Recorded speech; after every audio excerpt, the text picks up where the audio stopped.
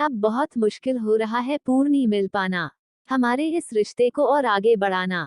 लगता है इंदु को शक हो गया है कि मेरा एक्स्ट्रा मैरिटल अफेयर चल रहा है, अनिमेश ने कहा तो पूर्णिमा यह सुन स्तब्ध रह गई।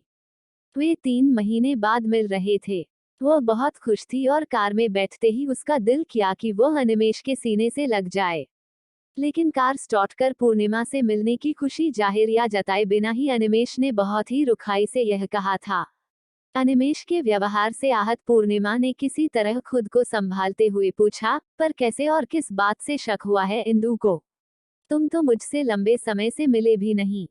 फोन भी तभी करते हो जब घर से बाहर होते हो। यह मैं नहीं जानता, पर वह इन दिनों बात बात पर धमकी देने लगी है कि अगर मैंने किसी और से संबंध रखे तो वह घर छोड़कर चली जाएगी। हमारे बीच रोज ही लड़ाई होने लगी है। मैं अब और नहीं निभा पाऊंगा पूर्णिमा, अनिमेश कह रहा था। वह सुन रही थी। वह उसके चेहरे को देख रही थी। यह कहते हुए कोई दर्द नहीं था वहां। यह कहते हुए उसकी आवाज में कोई कंपन नहीं था।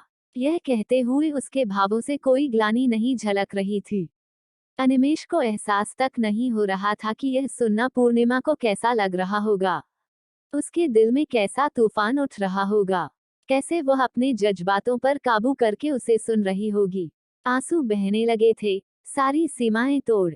जब किनारा ही टूट जाए तो पानी के बहाव को कौन रोक सकता है? तुम मुझसे अब रिश्ता नहीं रखना चाहते, लेकिन हमारा रिश्ता न तो किसी कागज पर साइन करके बना है, न ही दुनिया वालों की गवाही के साथ। यह तो दिल का रिश्ता है, मन से जुड़ा रिश्ता है। मैं बंद दरवाजे पर लगी कुंडी भी नहीं जिसे जब चाहे खोला और बाहर निकल गए। इस रिश्ते को कायम रखने न रखने का फैसला केवल हमारा दिल कर सकता है, हमारा मन कर सकता है।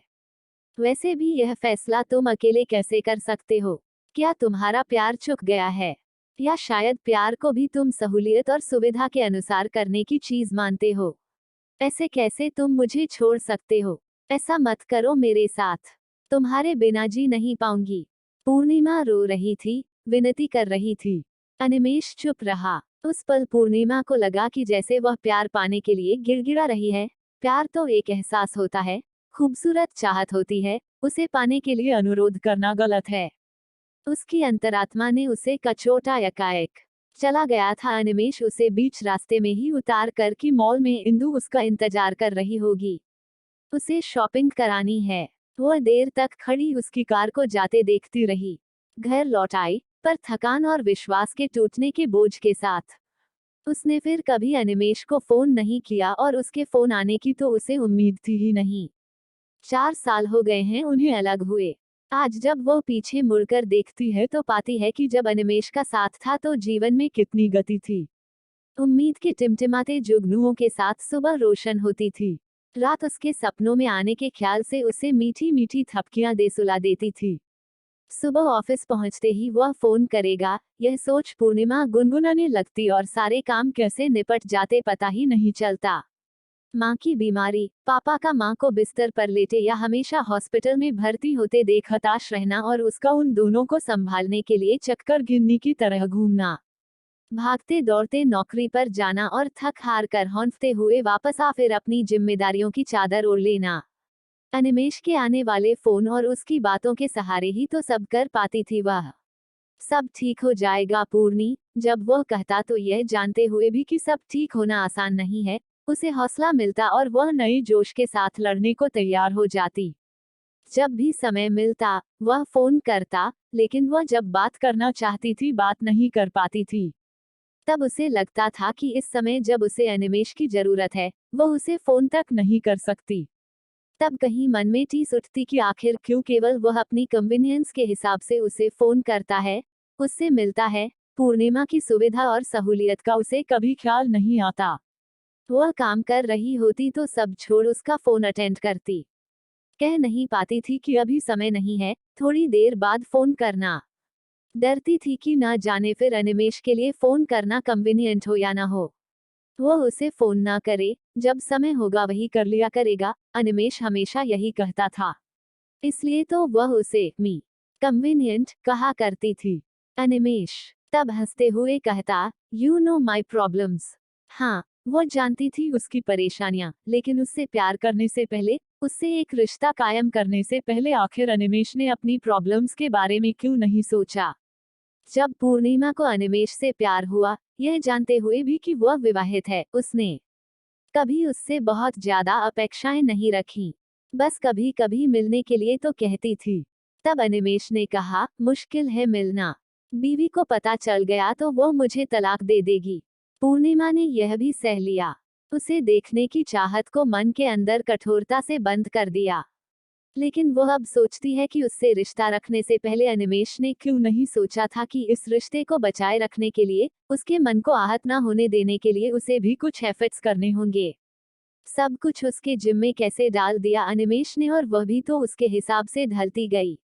प्यार जो करती थी, एक बार पूछा था उसने अनिमेष से जब वह अपनी प्रॉब्लम्स गिना रहा था, प्यार तो तुम भी करते हो मुझे, फिर हर बार मुझे ही क्यों तुम्हारी सहूलियत के हिसाब से ढलना पड़ता है? या नहीं करते? करते हो ना प्यार? अनिमेष तब नाराज हो गया और गुस्से से बोला, ऐसे बेमानी सवाल पूछ क्यों अपना और मेरा समय खराब करती हो? जितना समय मिला है उसमें प्यार भरी बातें कर लो। मुझे किस दे दो। हाँ, अनिमेष को आशिकी की बातें करना पसंद था। उसे अपनी तारीफ सुनना अच्छा लगता था। तारीफ सुनना किसे अच्छा नहीं लगता? पूर्णिमा को भी अच्छा लगता है। अनिमेष उसकी तारीफ करता था, पर इस बात के लिए कि वह कितने अच्छे से अपने माँ पापा की जिम्मेदारी उठा रही है।